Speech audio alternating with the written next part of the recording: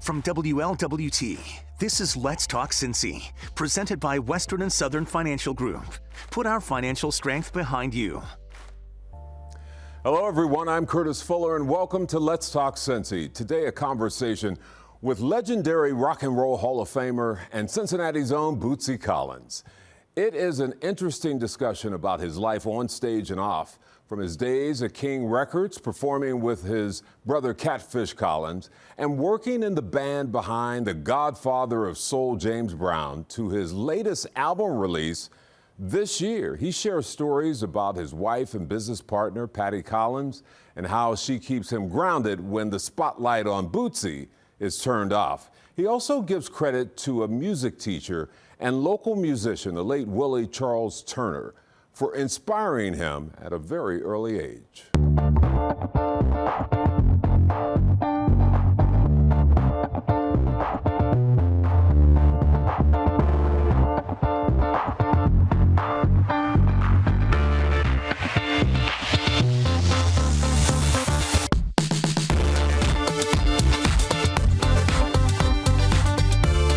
Well, first of all, it's good to see you.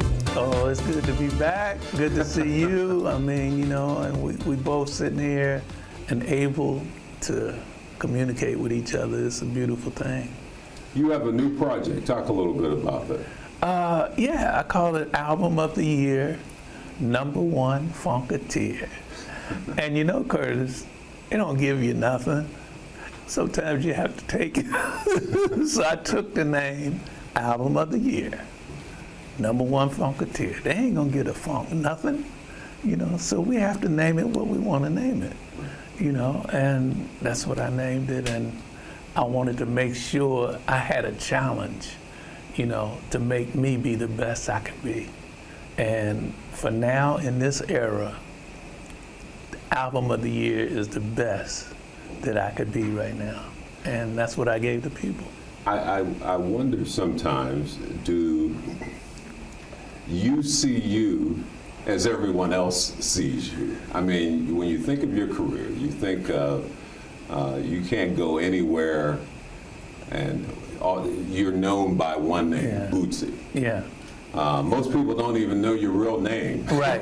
They just know Bootsy. Yeah. And I mean, do you sort of reflect on how this guy from the West End grew up to be Bootsy Collins? Not really. It's, for me, it's like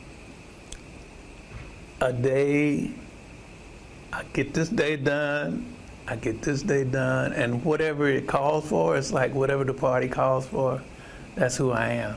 You know, if I need to be William Collins when I come home, I'm always William Collins. I had to learn how to be William Collins again, because once I got out there and became Bootsy Collins, everything changed. You know, everything changed. And I had to learn how to reset, you know, because I would come home being Bootsy Collins, you know, and, you know, mama don't play that. Mama don't play that, you know? So, you know, I went through the thing of her slapping me and slapping my glasses on the side. I mean, in front of everybody, all my crew, you know, but it was one of the best things to happen to me, to wake me up to, you home. You know, you don't have to, you know, you're not on the mic, you're not on stage, you know. And so I had to relearn that.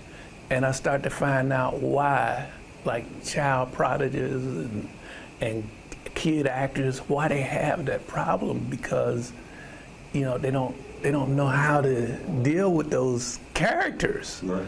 You know. And you know, as you know, we had a whole lot of characters, but that was us just having fun. But at the same time, it's like those characters really are in there and want to come out. And I had to learn the difference in the characters, you know. So I wasn't out there like, you know, being one of them.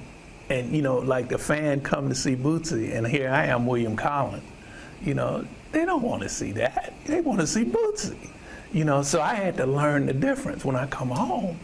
And, you know, if I'm going to the grocery store, I'm William Collins. you know, and, you know, even today, sometimes that don't even work, you know.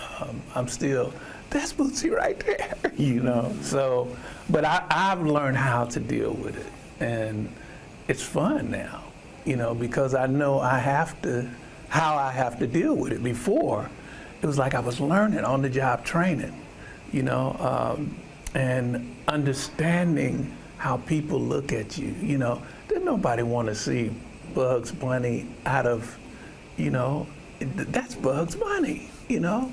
That's Daffy Duck. Now, nobody want to see. And that weighs on you too. I think, Oh yeah. To try to always be on. Yeah.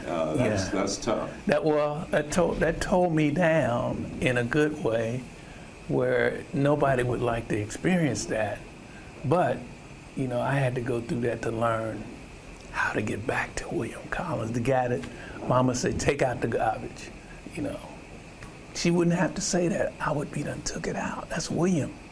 You know, I know my things that I'm supposed to be doing, and I know the things that Bootsy ain't supposed to be seen doing. You know, so I didn't know how to manage those, you know. But after coming off the road for 2 or 3 years, I learned, you know, about all these different experiences, all these different mistakes.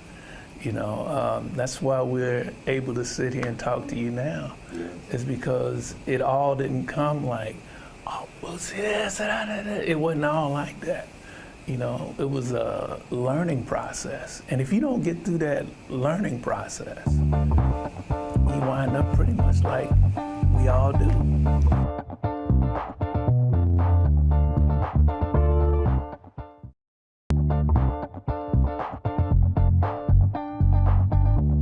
I was really blessed, because coming up without a father in the home, you don't know how to, number one, become a father,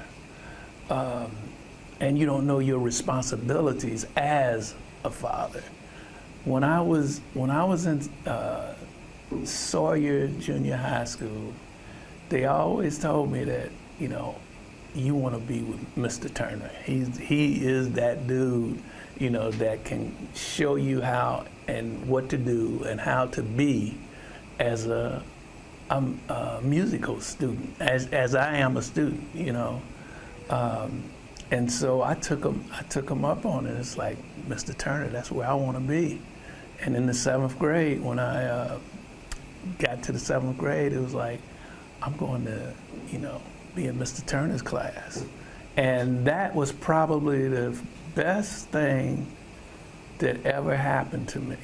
Actually, I know it was the best thing, because James Brown was second, because Mr. Turner showed me what, not only musically, he showed me how a man deals with everyday circumstances, you know, and how he dealt with us.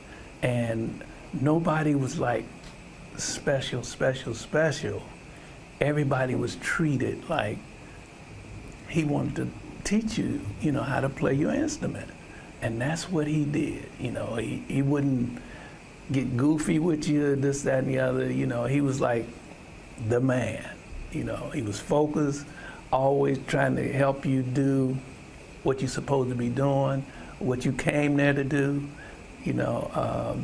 And he would sometimes do a little things for you, like, you know, you ask him, can you keep the instrument an extra day or extra 2 days? You know, if he think you on it and he knows that you're going to really use it, you can use this, son. You know, you can take it on a couple of days, but bring it back. He always kept you in check, you know, because us brothers coming up, you know, we would do a lot of clowning, you know. But Mr. Turner, you didn't clown like that. You clown all the other teachers, but you don't clown Mr. Turner. It's a powerful story, because I know it's been a long time since 7th grade. Yeah. And the fact that still resonates in you. He was number one. Yeah, which says that someone's always watching. I mean, someone's taking, you know, cues from you even today. Yeah. But just think, here you have these feelings about him all these many years Yeah. and still giving back the way he gave to you? Well, he never stopped. He never stopped giving. You know, he would give his all. He would let us, if you know, kids didn't come and ask the teacher, can I stay after school? We would come and ask, can we stay after school and practice our instruments? You know, can you help us with that? No problem. Any day of the week, you know, he was like available, you know. And I said to myself, not only do I want to play music, I want to be a director, a band director. I didn't know, you know, I didn't know what was going to happen. I'm in the 7th grade, you know, and I'm trying to learn how to play clarinet, you know, and I had no idea what the future was going to hold. All I knew was, like, you know, I'm there and I'm seeing what I'm seeing, I'm feeling what I'm feeling, and this guy is just giving. Everything we needed, he's just giving. You know, it's not like, I guess, the schools and situations of today where you don't get to take your instrument home. You don't get to practice, you know, after school like that. You know, if you staying after school, you staying on punishment. You know, we wasn't staying for punishment. We were staying because we loved this teacher, and we loved the fact that he was teaching us, you know, and the way he taught us. And for me, it was like being the director of the band. Oh man, every time he, you know, and then he would, if somebody's playing a wrong note, he wouldn't call them out and make them ashamed. You know, he would go by sections. Trumpet sections, let me hear y'all do it. 1, 2, 3. That's the way, you know, that's the way he did his thing. And you sitting there watching, you know, and never knowing, okay, your section gonna be next, you know. So, you know, you got to make sure you know your part, you know, because again, Mr. Turner didn't play, and if you didn't get the part, he gonna call you out. Not just call you out, but you gonna call you out because you didn't play the part right, you know. And if you don't play the part right, then you gotta stay after school too.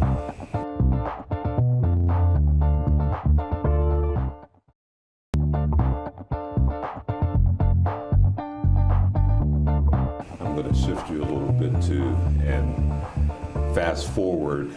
You know, I could talk to you for 2 days. Not, you know, you're sitting there with that James Brown shirt on. Oh, yeah. But that does lead to the whole King Records. Yes. And the influence that had on you, James, and the whole dynasty really of King Records. Oh man. So it's like, you know, first of all, leaving Sawyer, leaving Mr. Turner, going to Quarter Tech, I had no idea what I was going to do, you know, like after leaving Mr. Turner, you know, going to Quarter Tech, if I wanted to still be in the band, you know, because that's a whole nother process and a whole nother relationship you have to develop, you know. But what helped me was my brother Catfish, you know.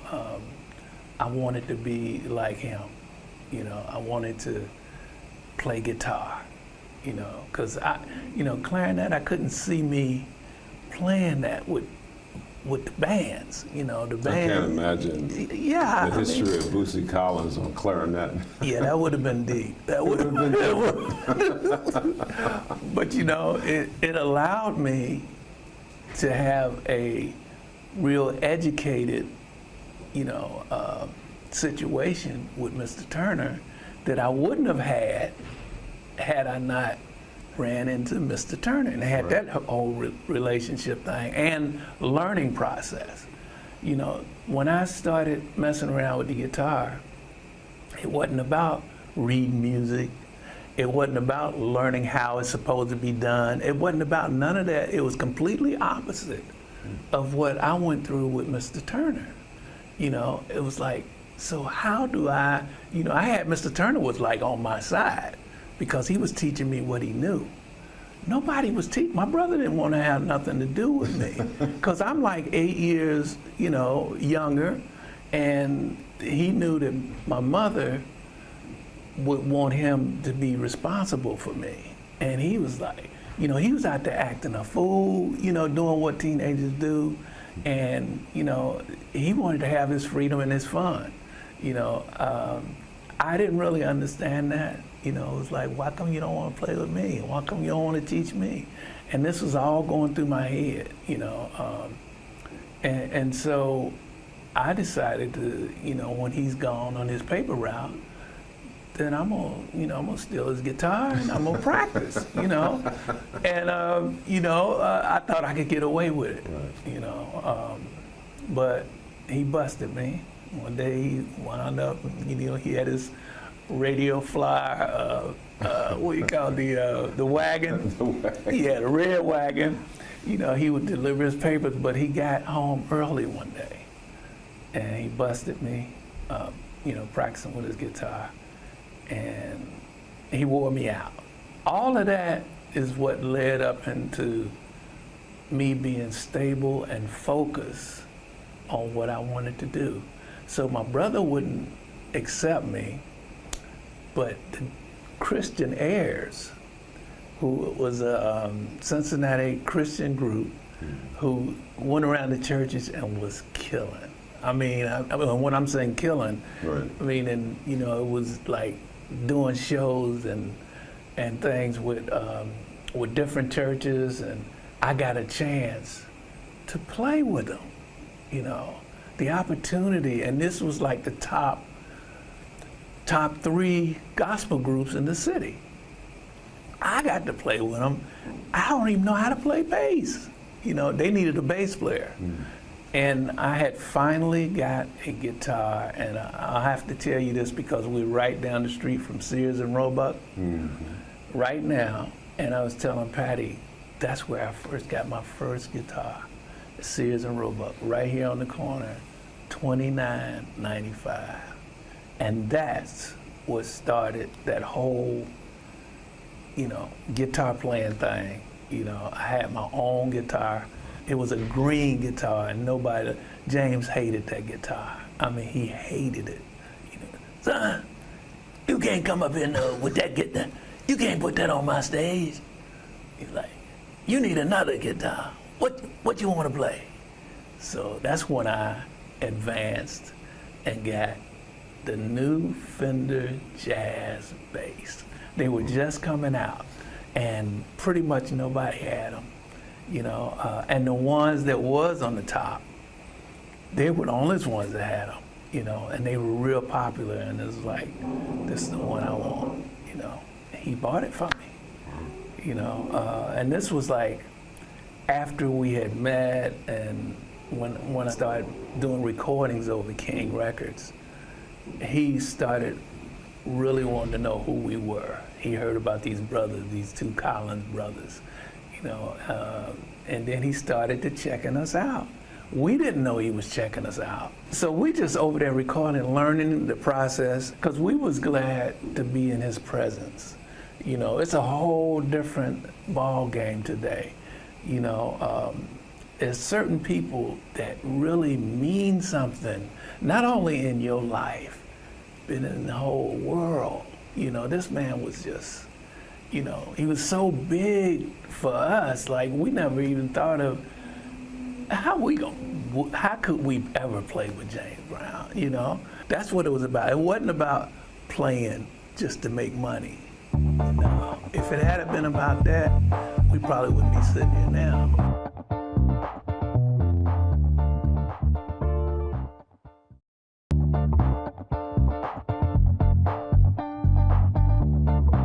Tell me about your partner in crime. Patty is amazing. As I really think of your relationship over the years, she's right there, by your side. Well, it's really hard for, I would say, I guess anybody, but especially music and artists, to find somebody that understand what what you're going through. It's not like a everyday thing. It's like you on call all the time. And it's like if you don't have the person that understands that, it's like you going out to goof off.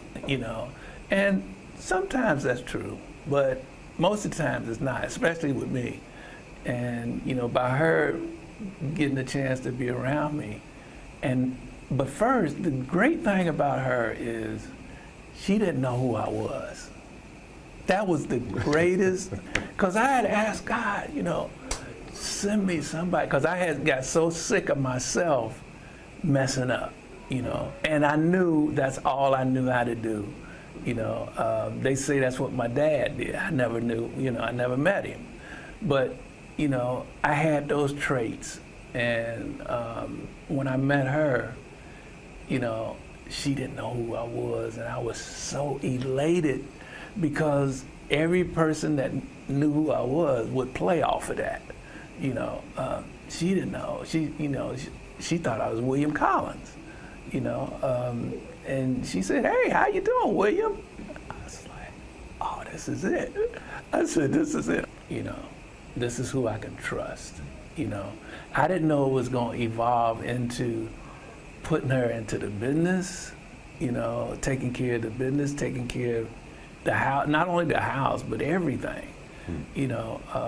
And she wasn't never in that that class of work.